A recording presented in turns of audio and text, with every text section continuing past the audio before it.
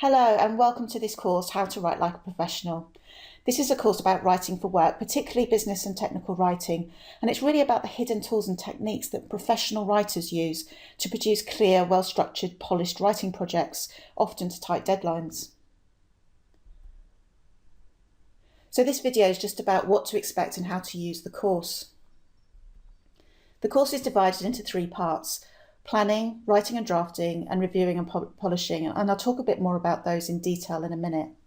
Each section has its own handbook, and that contains lots of good and bad examples, links to free resources for writers, and lots of information. And I really recommend that you download each course handbook and work through it sequentially, because the techniques build on each other. In each section, you'll also find worksheets, and these contain practice exercises so that you can practice your new skills alongside worked examples and suggested answers. And you can download these at the start of each section as well. And finally, there are videos like this one, and also screen demonstrations of particular tools that you can use in Microsoft Word. So in the first part, we'll cover planning, and this is perhaps the most important part of your writing task and where you do most of your thinking. So we'll look at a step-by-step process for managing the writing task so that you can stay focused, however big or small the project is. We'll look at creating a clear, simple brief that you can agree with your manager or your client before you start writing, and it'll save you a lot of time later on.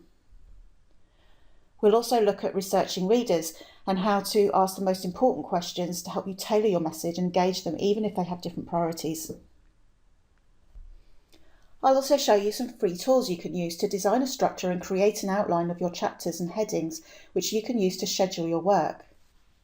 And finally, in this section, we'll look at some tips and techniques for gathering data to flesh out your outline.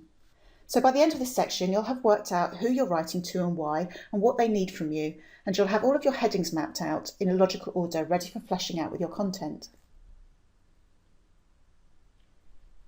In section 2, we'll look at writing style and drafting, and you'll learn how to tighten up your writing style so that it's clear, concise, and easy to read and understand. We'll also look at some advanced techniques for being more persuasive and engaging.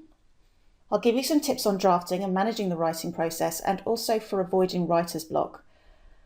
And finally, in this section, we'll look at some tips on using illustrations such as graphs, charts, and pictures, and how to incorporate them into your document.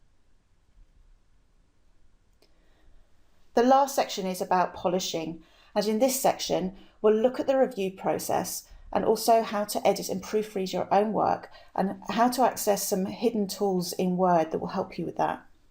We'll also look at some common errors in grammar and punctuation and how to avoid them. And in this part, I've also included a video on how to use the possessive apostrophe. And also some tips on layout and navigation, such as using styles and templates.